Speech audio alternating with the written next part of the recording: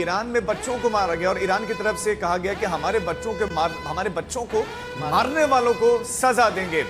Iran इस तरह की टिप्पणियां कर रहा है और ईरान के विदेश मंत्री अब्बास अरागची का यह बड़ा बयान कि हमारे यहाँ बच्चों को मारा गया है और जिन्होंने बच्चों को मारा है उनको तो हम सजा देंगे। यूएस के हमले के पीछे की वजह पता नहीं कि उन्होंने अटैक क्यों किया। हम तो बातचीत कर रहे थे लेकिन एकाएक उन्होंने अटैक कर दिया, तो इससे ईरान भी हतप्रभ है। लेकिन ईरान ने जिस तरह से रिटेलिएट किया उसे लग रहा है कि उन्हें मालूम तो था, अंदेशा तो था। अब अरागची ने कहा कि हमारी अमेरिकी नागरिकों से कोई दुश्मनी नहीं। बड़ा इस स्टेटमेंट को कैसे रीड किया जाए? नाराजगी भी है, ये भी कह रहे हैं कि पता नहीं था, लेकिन जैसे रिटेलिएट करते हैं लगता है कि पता भी है। दोनों ही तरफ से एक जो रणनीति इंफॉर्मेशन वॉरफेयर की चल रही है। डोनाल्ड ट्रंप भी बात करने में कहते हैं कि हम रिजीम को हटा रहे हैं और हम ईरान के लोगों को कह रहे हैं कि हम आपकी मुक्ति के लिए, आपको लिबरेट करने के लिए हम बात कर रहे हैं। कुछ समय पहले आपको याद होगा कि बेंजामिन नेतन्याहू ने फारसी में संदेश जारी किया था। उनका जो बयान है वो फारसी में जारी किया गया था ताकि वो ईरान के लोगों को एड्रेस कर रहे हैं। उन्होंने, आप देखिए, राइजिंग लायन जो है वो ईरान का जो शाह के समय का जो झंडा था उसके प्रतीक के तौर पर राइजिंग लायन अपने ऑपरेशन का नाम रखा है। दूसरी तरफ ईरान के विदेश मंत्री अगर सैयद अब्बास अरागची का बयान किया, अरागची आज लगभग उन्होंने सबसे ज्यादा अगर किन्हीं मीडिया आउटलेट से बात की होगी तो वो अमेरिकन मीडिया आउटलेट से बात कर रहे हैं, उनको इंटरव्यूज दे रहे हैं। एनबीसी में उन्होंने इंटरव्यू दिया है, उन्होंने सीबीएस में इंटरव्यू दिया। अमेरिकी इंटरव्यूज में जाके वो ये कह रहे हैं हम तो बातचीत करना चाहते थे। राष्ट्रपति डोनाल्ड ट्रंप पहले कहते हैं कि हम डिप्लोमेसी को जगह देना चाहते हैं और बदले में हमला करते हैं, तो वो अमेरिका में जाकर ओमान की तरफ से भी टिप्पणी आई थी कि बातचीत तो अच्छी रही, तो फिर मसला कहां फंसा, पेच कहां पर फंसा? देखिए, एक चीज़ मैं, क्योंकि पढ़ने बता रहे हैं, एक और पॉइंट मैं आपको ईरान का बता देता हूँ। ईरान ये बात कहता है, अमेरिका ये कहता है कि देखिए बातचीत के दौर में फंसाकर ये लगातार अपने प्रोग्राम को चलाना चाहते हैं, टाइम बाइंड करना चाहते हैं। लेकिन ईरान क्या कहता है? ईरान कहता है कि देखिए ये लगातार बातचीत की टेबल पर बैठते हैं, हमको बातचीत करना शुरू करते हैं और जब हमारे जो लीडर्स हैं वो एकजुट होते हैं तो उसी बिल्डिंग के ऊपर ही अटैक कर देते हैं। उन्होंने लगातार हिजबुल्लाह का एग्जाम्पल दिया। उन्होंने कहा कि देखिए हिजबुल्लाह की लीडरशिप से हम बातचीत कर रहे थे, इन्होंने दिखावा किया लेबनान के थ्रू, लेकिन फिर हुआ क्या, एकदम से उनके लीडर्स पर, टॉप लीडरशिप पर अटैक कर दिया। और शायद इसी वजह से ईरान ये बात संभल कर रहा था कि उसने अपनी टॉप लीडरशिप को एक जगह इकट्ठा नहीं होने दिया, लगातार उनको सुरक्षित जगहों पे रखा, क्योंकि ईरान भी ये जानता है कि इजराइल और अमेरिका की इंटेलिजेंस ईरान में बहुत ज़्यादा तेज़ है। अभी भी देखिए, हम जब खबरें अब लगातार बता रहे हैं अपने दर्शकों को, तो ईरान की तरफ से ये बड़े, आप कह सकते हैं, जॉइंट ऑपरेशन चलाए जा रहे हैं उनकी इंटेलिजेंस के द्वारा कि कौन कौन से ऐसे स्पाइज हो सकते हैं जो लगातार ईरान में मौजूद हैं, जो इजराइल के लिए काम कर रहे हैं, मोसाद के कौन कौन से एजेंट हैं। उनके लिए दोहरी चुनौती है, एक चुनौती है लगातार अपने बॉर्डर्स को सिक्योर करना और दूसरा इंटरनली उस नेटवर्क को फॉइल करना जहां पर लगातार मोसाद बैठा हुआ है। बड़ा प्रॉक्सीज की बात होती है कि भाई ईरान ने प्रॉक्सीज बना रखी है और उसने इजराइल को इससे बड़ा परेशान किया है। हिजबुल्लाह से हमास, चलो मान लिया कि कमजोर भी हो गया होगा, लेकिन हिजबुल्लाह क्या प्रॉक्सीज, हमें तो अभी तक कुछ नजर नहीं आ रहा कि हिजबुल्लाह की तरफ से कोई अटैक हुआ हो अभी इजराइल पर। देखिए, कुछ अटैक्स हुए भी हैं तो वो इतने बड़े नहीं हैं जो कि इजराइल को खत्म कर सकें या इजराइल के लिए कोई बहुत बड़ा एग्जिस्टेंशियल थ्रेट दे सकें। लेकिन हूथी हैं, हिजबुल्लाह अभी भी है, पूरी तरह से खत्म नहीं हुआ है। हमास भी अभी पूरी तरह से न तो डिसआर्म हुआ है न खत्म हुआ है, तो ये थ्रेट तो है इजराइल के लिए। दूसरी बात, इराक के अंदर हजदल शाह भी हैं, सीरिया के अंदर भी रिजीम चेंज हुआ है, लेकिन अभी भी कई शिया गुट जो हैं वो सीरिया के अंदर मौजूद हैं। अगर आप प्रॉक्सीज के नेटवर्क की देखें, एक समय था जब IRGC के कमांडर जो कासिम सुलेमानी थे, जिनको अमेरिका ने मारा था जनवरी 2020 में, उनके बारे में कहा जाता था कि उन्होंने ईरान से लेकर इजराइल तक का एक ऐसा कॉरिडोर बनाया है जिसे शिया कॉरिडोर कहा जाता है, जिसमें बिना किसी सुन्नी टेरिटरी में रहते हुए वो इजराइल की दहलीज तक पहुंच सकते हैं। और ये इजराइल के लिए एग्जिस्टेंशियल थ्रेट हो गया था, क्योंकि इजराइल को ये पता है कि ईरान उसे डिस्टेबलाइज करना चाहता है, क्योंकि ईरान ने कभी उस चीज़ को स्वीकार नहीं किया। और ये विश्वास की या अविश्वास की बहुत गहरी खाई है, और इसी की वजह है कि ये सारी जो फॉल्ट लाइन है उस पर बार बार ये भूकंप आते रहते हैं। जहां तक अब्राहमिक अकॉर्ड का सवाल है, डोनाल्ड ट्रंप ने बहुत कोशिश की कि अमेरिका के इजराइल के जो संबंध हैं वो गल्फ देशों के साथ बहुत अच्छे हो जाएं। देखिए, एक बड़ी खबर भी बता दें अपने दर्शकों को, ईरान पर यूएस हमले के ट्रंप के फैसले के खिलाफ न्यूयॉर्क के मेयर की तरफ से एक बयान सामने आया है। उन्होंने कहा है कि देखिए लगातार इसको लेकर सवाल खड़े किए हैं। सैन्य हमला एक अवैध आक्रमण युद्ध है, ये ममदानी की तरफ से कहा गया है। देखिए लगातार अब डोनाल्ड ट्रंप के लिए ही, हालांकि देखिए ममदानी पहले भी डोनाल्ड ट्रंप की नीतियों को लेकर सवाल खड़े करते हैं, लेकिन एक बार फिर से ईरान में हुए ताज़ा हमलों को लेकर उन्होंने डोनाल्ड ट्रंप की नीतियों पर सवाल खड़े किए हैं। उन्होंने कहा ट्रंप के फैसले के खिलाफ न्यूयॉर्क के मेयर ने अपना बयान, अपनी आपत्ति दर्ज कराई है। ये बड़ी टिप्पणी मानी जाएगी। अमेरिका में सिर्फ क्या ममदानी है, बड़ा सवाल है। प्रणब, डेमोक्रेटिक्स का क्या रुख नजर आ रहा है अमेरिका में?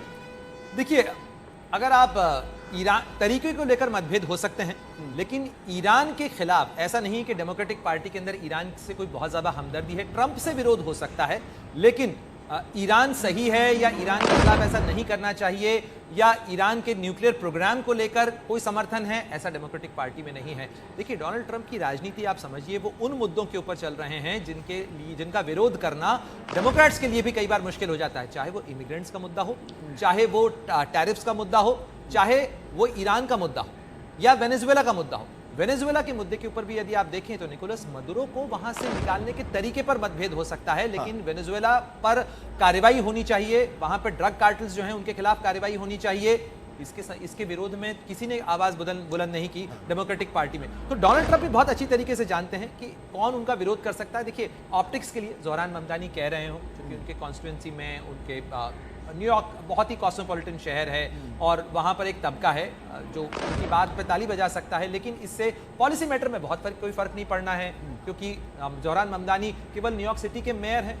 वो ना पेंटागन में बैठते हैं, ना डिफेंस पॉलिसी तय करते हैं, ना कैपिटल हिल पर कांग्रेस के अंदर वो हैं, और अगर होते तो भी एक ही होते।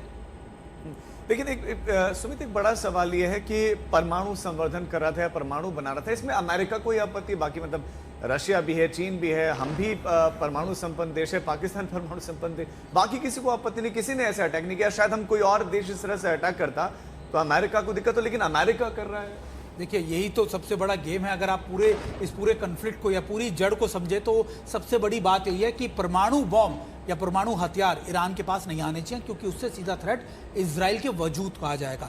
एक बार भी ईरान ने ये मान लिया कि हाँ, उसे परमाणु हथियारों का इस्तेमाल करना है, तो फिर ना तो वो अमेरिका के कंट्रोल में आएगा, ना इजराइल के कंट्रोल में आएगा, ना ही आप कह सकते हैं नाटो के पूरे कंट्रोल में आएगा। शायद वही थ्रेट वो नॉर्थ कोरिया को लेकर झेलते आ रहे हैं और वो नहीं चाहते कि ईरान के पास भी वो चीजें आए। अब ईरान ये कहता है, देखिए, ईरान के सुप्रीम लीडर की तरफ से कहा जाता है, हमेशा कहा जाता है, स्पष्टीकरण दिया जाता है कि वेपन ऑफ मास डिस्ट्रक्शन हमारे लिए लागू नहीं होते, हम उनको इन्वॉल्व नहीं करते, हम उसके खिलाफ हैं। लेकिन वो ये बात कहते आए हैं कि हमारे सारे ये यूरेनियम एनरिचमेंट जो है वो हमारे सिविल डेवलपमेंट के लिए ज़्यादा ज़रूरी है, चाहे वो कैंसर की दवाइयाँ हो, चाहे हमारे न्यूक्लियर, आप कह सकते हैं कि आप कह सकते हैं हमारे इलेक्ट्रिसिटी या फिर हमारे पावर सप्लाई के लिए। अमेरिका मान क्यों नहीं रहा कि भाई वो कह रहा है कि हमारे ऊर्जा जरूरतों के लिए है, तो फिर अमेरिका क्यों नहीं मान रहा? देखिए, सबसे बड़ी बात क्या है कि अभी आप जितने भी न्यूक्लियर एनरिचमेंट की बात कर लीजिए, कहा जाता है कि ईरान ने शुरुआत की थी 20% से, फिर वो 60% लिया आया, फिर उसके बाद जो 60 से 90 का दौर होता है राजीव,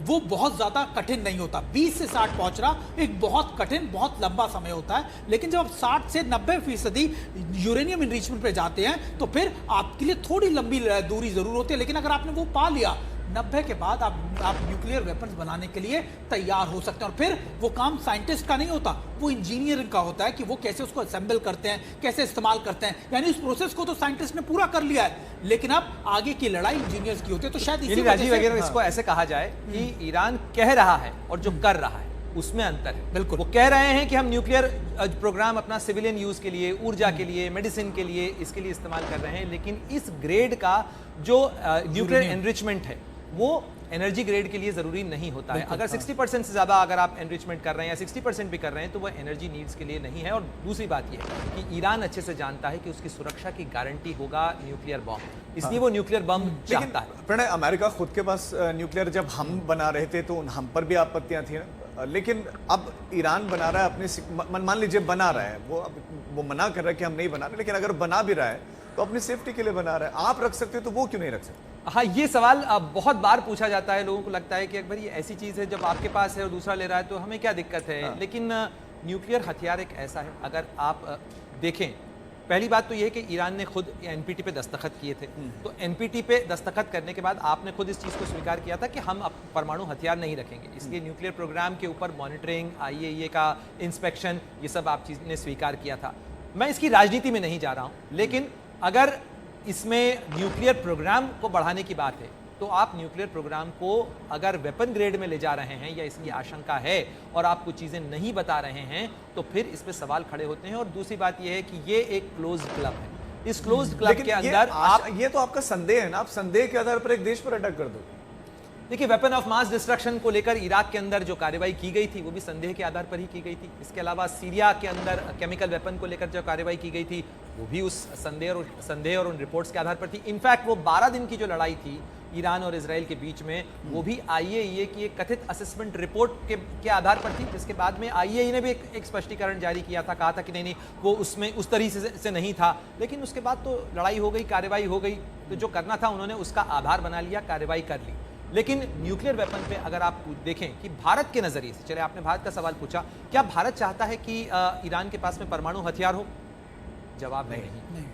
क्योंकि इसलिए नहीं क्योंकि एनपीटी में हमने दस्तखत नहीं किए, भारत ने सीटीबीटी पर दस्तखत नहीं किए, हम शुरू से उसके बाहर रहे। हमने अपना न्यूक्लियर प्रोग्राम डेवलप किया और हमने इस चीज़ को साबित भी किया कि हमारा जो न्यूक्लियर प्रोग्राम है वो मिलिट्री पर्पस का अलग है। सिविलियन न्यूक्लियर प्रोग्राम को लेकर हमने आईएईए की जो प्रक्रिया है और जो 123 एग्रीमेंट हुआ था, सिविल न्यूक्लियर डील अमेरिका के साथ हुई थी, उसको हमने एग्री किया है। लेकिन ईरान चूंकि न्यूक्लियर टेबल पर आता रहा, बात करता रहा, अपने प्रोग्राम को लेकर चीजें बदलता रहा, इसलिए वो लेकिन मुझे शायद याद आ रहा है कि इंटरनेशनल एटॉमिक एजेंसी गई थी ईरान और शायद उनको ऐसा कुछ मिला नहीं था वहां पर जो संदेहास्पद हो। नहीं, उन्होंने कई चीज़ें की मांग की थी, चाहे वो कैमरा आपके फुटेजेस हो, कई चीज़ों की साइट का विजिट हो फिजिकल।